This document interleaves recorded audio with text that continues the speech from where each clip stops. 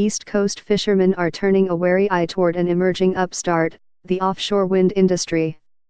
In New Bedford, Massachusetts, the one-time whaling capital made famous in Herman Melville's Moby Dick, fishermen dread the possibility of navigating a forest of turbines as they make their way to the fishing grounds that have made it the nation's most lucrative fishing port for 17 years running.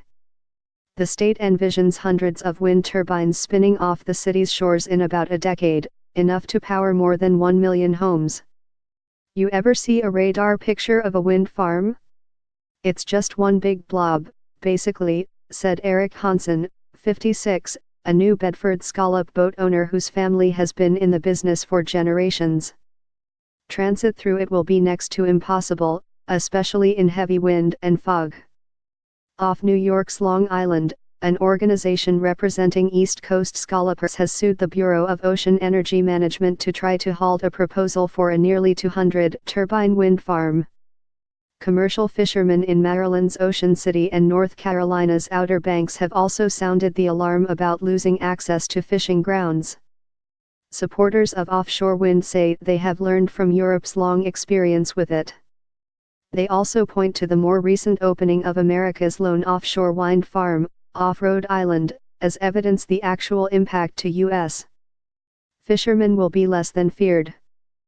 We want to do this the right way, and I believe we have a path to do that, said Matthew Morrissey, a vice president at Deepwater Wind, the Rhode Island company that opened that 5-turbine operation off Block Island last December and is proposing larger farms elsewhere along the East Coast.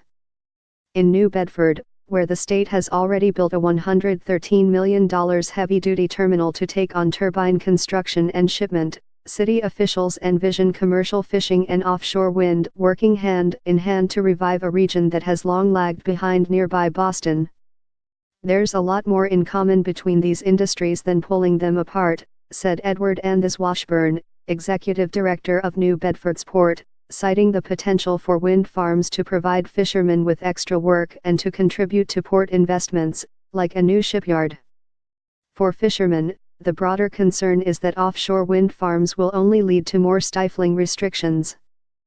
Fishermen are losing ground one nibble at a time, said Joseph Gilbert, a Stonington, Connecticut fisherman who owns boats that range from Virginia to Maine. Eventually, it adds up to a very large piece of the pie. The Bureau of Ocean Energy Management, which oversees wind farm developments in federal waters, has taken steps to address fishermen's concerns, among them excluding specific habitats off Massachusetts, Rhode Island, and New York from wind farm development, said spokesman Stephen Boutwell. It has also invested in studies looking specifically at questions raised by fishermen, from the effects of pile driving during wind farm construction to the effect of electromagnetic fields on fish behavior, he said.